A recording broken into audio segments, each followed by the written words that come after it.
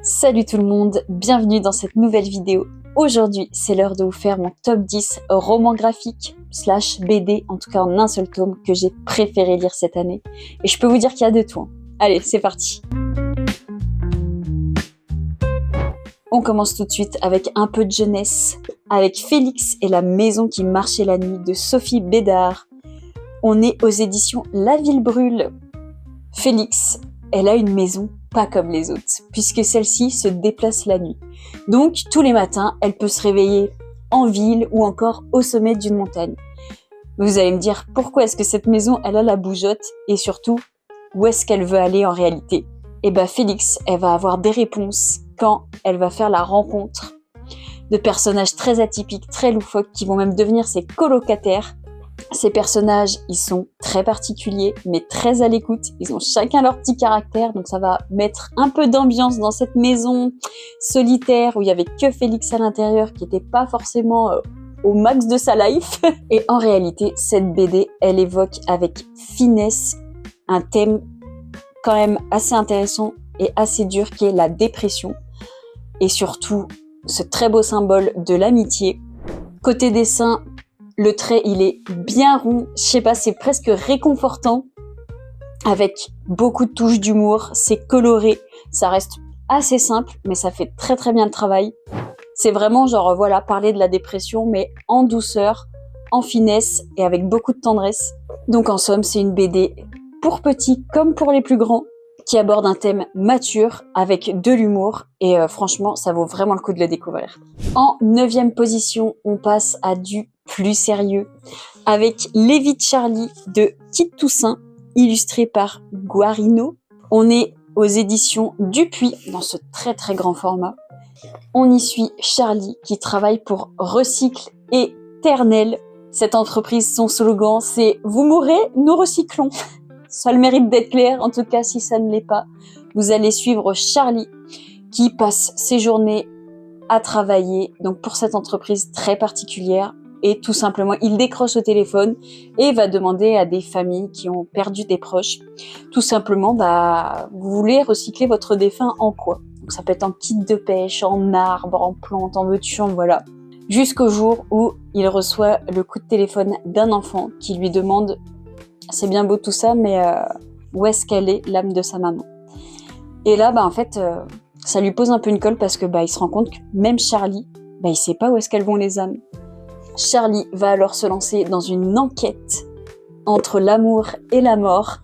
Pour ma part, j'ai trouvé que ça partait très bien, mais à la fin, c'est peut-être parti un peu trop loin, justement. Donc, on va parler peut-être un peu de réincarnation. Mais j'ai trouvé l'environnement ultra intéressant parce que dans leur société, en gros, ils vont avoir même des temps imposés, donc des quarts d'heure imposés où leurs salariés doivent rire, doivent pleurer, doivent marcher, etc. Et il y a une très très grosse critique au final là-dedans. Côté graphique, c'est, je trouve, magnifique. Vous commencez avec des dessins fins, détaillés sur une palette assez sombre, beaucoup de gris, et peu à peu les couleurs vont s'ajouter. Donc si vous avez envie de découvrir une fable sur la vie après la mort, avec un dessin qui vous plongera à coup sûr dans l'ambiance, jetez un coup d'œil à ce titre, c'était vraiment très intéressant. En 8e position, on est un peu dans la même thématique avec Le Dernier Quai de Nicolas Delestré. On est chez Grand Angle. On y suit un hôtel très particulier puisque les clients ont tous un point commun, ils viennent de mourir. Oui, on est encore dans la mort. Et dans un rituel millimétré, Émile, l'hôte, le gérant de cet hôtel, accueille les clients chaque jour et va essayer de les aider puisqu'ensemble ils vont faire le point sur la vie des clients pour essayer de chercher une forme de résilience. Et en tout cas, malheureusement, ceux qui n'arrivent pas à trouver la paix avec eux-mêmes, ils connaissent un sort qui est pas ouf. J'en dirai pas plus. Mais un petit grain de sable va venir faire tout dérégler puisque les nouveaux arrivants n'ont aucun souvenir de leur vie antérieure, de ce qui s'est passé, ni même de comment ils sont morts. Alors comment les aider? Là d'un coup le travail d'Émile il devient sacrément compliqué, surtout que ces nouveaux arrivants ils ont l'air de cacher un lourd secret. C'était très très intéressant, la fin m'a énormément surprise. En tout cas j'ai trouvé ça très intéressant de voir si les gens vont réussir à se remettre en question ou pas. Et puis d'avoir imaginé ça avec cette image d'un hôtel comme dernier arrêt avant de rejoindre soit la lumière, soit les ténèbres. Côté dessin, au début, j'ai eu un peu de mal à me mettre dedans. Je sais pas, je trouvais qu'il y avait des formes de visage assez spéciales. Et au final, plus les pages défilaient et plus j'ai trouvé qu'il y avait beaucoup d'émotions transmises. Donc encore une fois, si vous souhaitez une BD très bien faite avec l'image de cet hôtel pour parler un peu de la vie après la mort, l'enfer, le paradis, etc. comme la précédente BD, et franchement, celle-ci est très bien aussi. En 7e position, on retrouve une BD que j'avais découvert en médiathèque, puisqu'il s'agit de Edelweiss, de Cédric Mayenne et Lucie Mazel. On est aux éditions Glénat. L'histoire se passe en 1947. Lors d'un bal très typique de l'époque, Edmond, un jeune ouvrier chez Renault, va rencontrer Olympe, une fille de politicien. Il ne se doute pas un seul instant qu'elle va bouleverser sa vie. Elle est passionnée d'alpinisme. Même que son plus grand rêve, c'est de gravir le Mont Blanc comme l'avait fait une de ses ancêtres. Et même si Edmond, il y connaît rien du tout, il se promet de l'aider à réaliser ce rêve. Entre eux, ça a été un vrai coup de foudre. Malheureusement, la vie va pas être très tendre avec eux puisqu'ils vont faire face à plusieurs drames, ce qui va forcément effriter un peu leur détermination pour ce projet. Mais qu'importe, l'amour est plus fort que tout. On dit même qu'il peut aider à déplacer des montagnes. Alors est-ce qu'il ne pourrait pas aider à les gravir aussi? C'est là toute l'histoire de Edelweiss. Dans cet album, vous avez une très belle histoire d'amour, de très belles leçons de vie. Vous abordez notamment des sujets comme les différences de classe sociale. Graphiquement, moi je trouve que c'est hyper joli. En tout cas, on est vraiment dans l'ambiance après-guerre avec les tenues qui vont avec, etc. Forcément, les planches de montagne, de neige, moi c'est un thème que j'aime également beaucoup. Donc si vous cherchez une histoire de romance d'après-guerre avec des rebondissements, je suis persuadée que cette histoire saura vous surprendre et vous plaire à coup sûr. En 6e position, on passe à un de mes petits chouchous puisqu'il s'agit d'un conte des cœurs perdus. En l'occurrence, Jeannot de Loïc Clément et Carole Morel au dessin. On est chez Delcourt Jeunesse. Dans cette histoire, on y suit Jeannot, un jardinier qui vient tout juste de prendre sa retraite. Et cet homme, il a un don particulier puisqu'il entend les plantes, les arbres. Il les entend se parler entre eux et puis même il lui parle à lui. Et lui, il vit ça trop mal. Il vit ça même comme une malédiction. À cause de ça, il en est devenu même très grognon.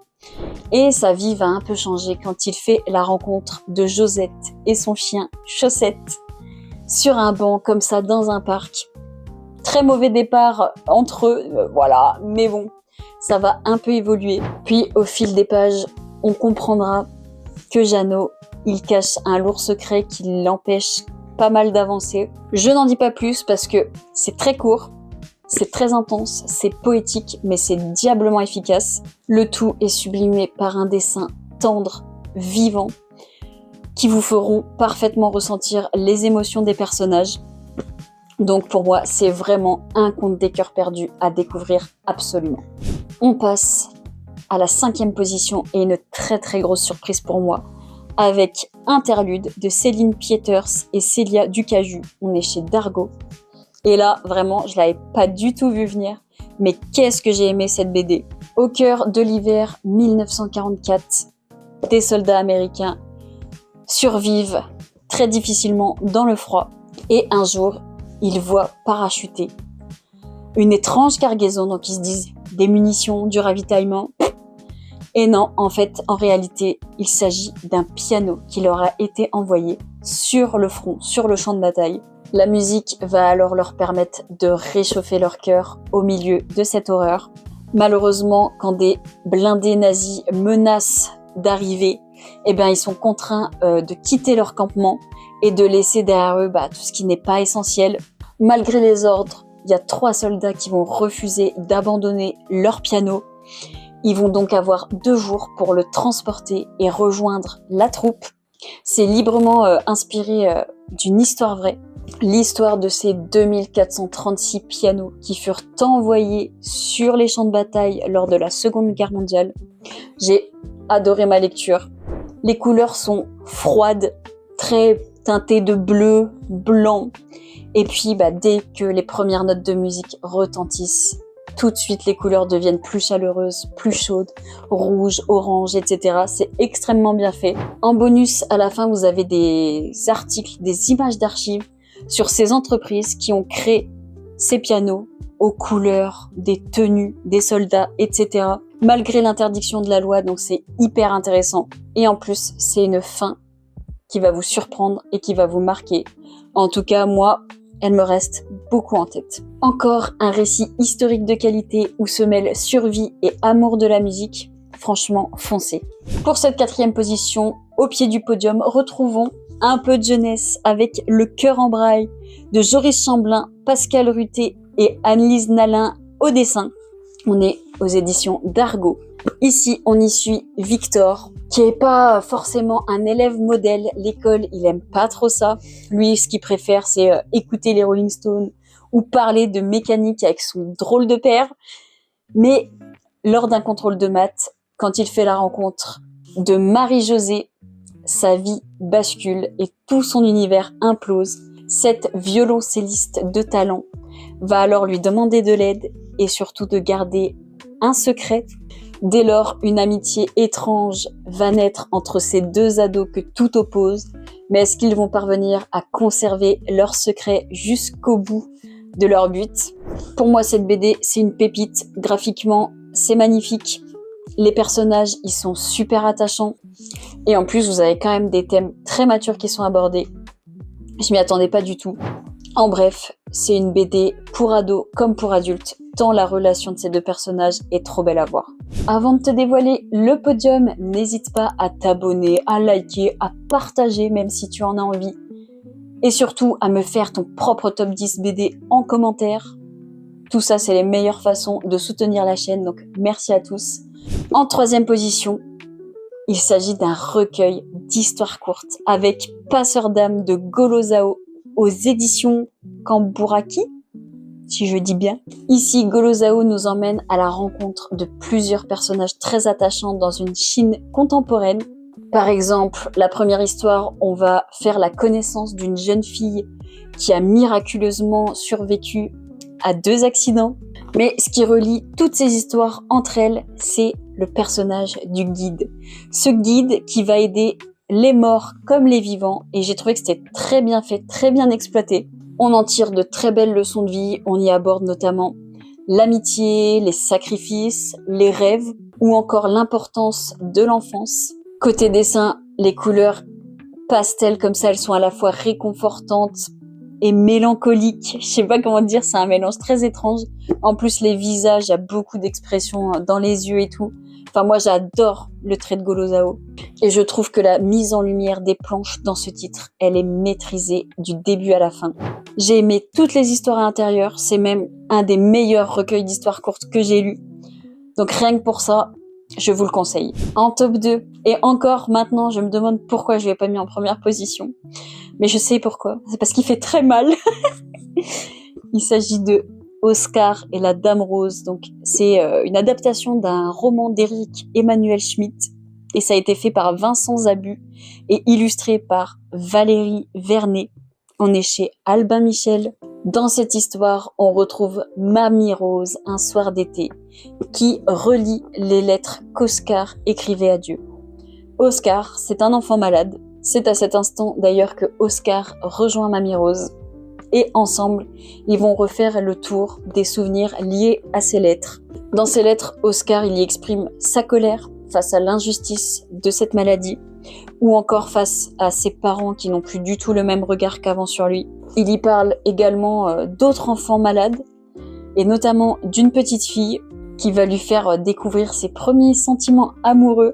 Et en réalité, Mamie Rose est tout simplement l'infirmière qui s'occupe d'Oscar. Et ce qui est très intéressant dans ce livre, c'est qu'à aucun moment l'histoire prend place dans les couloirs de l'hôpital. On est toujours chez Mamie Rose, dans sa maison. Donc vous avez tout de suite ce côté un peu plus chaleureux que la froideur d'un hôpital, on va dire. Et ça va surtout rendre la relation encore plus tendre entre Mamie Rose, qui camoufle pas mal ses sentiments face à Oscar, ce jeune garçon déjà bien trop mature pour son âge. Et j'ai trouvé ce titre carrément bouleversant. Et ce qui est fort, c'est que ça m'a même donné envie de lire le roman d'origine, ce que je vais sûrement faire dès le début de l'année prochaine. Mais petite pause parce que il faut quand même l'encaisser, cette lecture. C'est vraiment une relation unique qu'ils ont tissée tous les deux, mais à découvrir, que ce soit par le roman d'origine ou en BD, c'était vraiment super. En plus, le dessin, il est super joli, il se prête vachement bien à l'histoire. Le design d'Oscar, il est très efficace, il est super attachant et en même temps, tu le comprends et il a quand même des réflexions qui sont déjà hyper adultes. Cette relation, il faut la découvrir. En première position, il est à cette place parce que c'est un genre que je ne lis pas souvent, qui a du mal à fonctionner sur moi, donc d'où ma surprise quand je l'ai refermé et que je me suis dit waouh, pépite, mais vraiment c'est du lourd. Il s'agit de Frontières de Guillaume Singelin.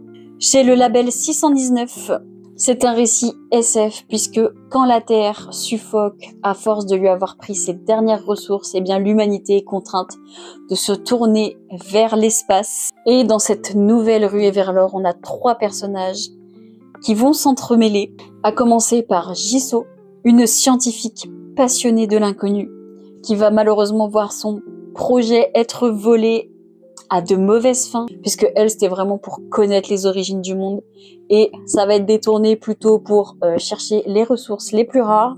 On a Kamina, une mercenaire enjouée qui va être payée à protéger / tuer certaines personnes si jamais il y a des tentatives de vol de données, etc.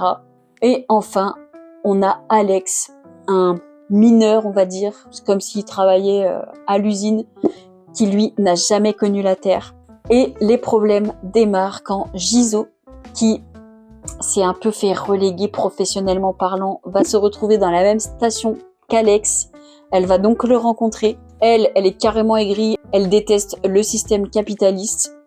Mais lui, qui n'a toujours connu que ça, il a du mal un peu à la comprendre. Mais un jour, Alex va découvrir certains mensonges, certaines manigances, et pour lui, là, c'en est trop.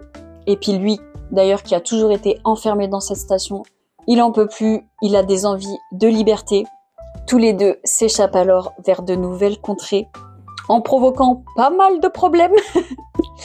Mais eux, ils ont plus qu'un objectif, c'est espérer construire un avenir meilleur pour eux, pour la Terre, pour toutes les planètes, et surtout pour le futur et leur prochain. Il y a des questions morales et éthiques qui sont ultra intéressantes. Je m'attendais pas à ce que ce soit aussi profond. Le dessin, c'est une dinguerie.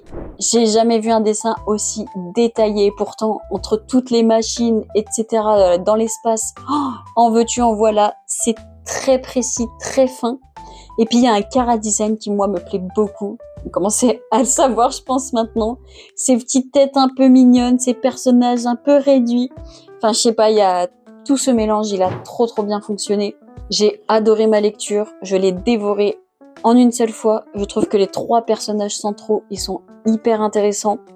Il y a du rebondissement, on s'ennuie pas et ça nous fait, nous aussi, nous remettre peut-être un peu en question. C'était vraiment génial. Voilà, la vidéo touche à sa fin. J'espère que tu as été plutôt d'accord avec mon top. En tout cas, j'espère que ça t'a donné envie d'en découvrir certaines, si c'est pas encore fait. Et puis, merci d'être resté jusqu'ici. En tout cas, je vous souhaite à tous de passer d'excellentes fêtes de fin d'année. Et on se retrouve très bientôt pour la prochaine vidéo. Salut!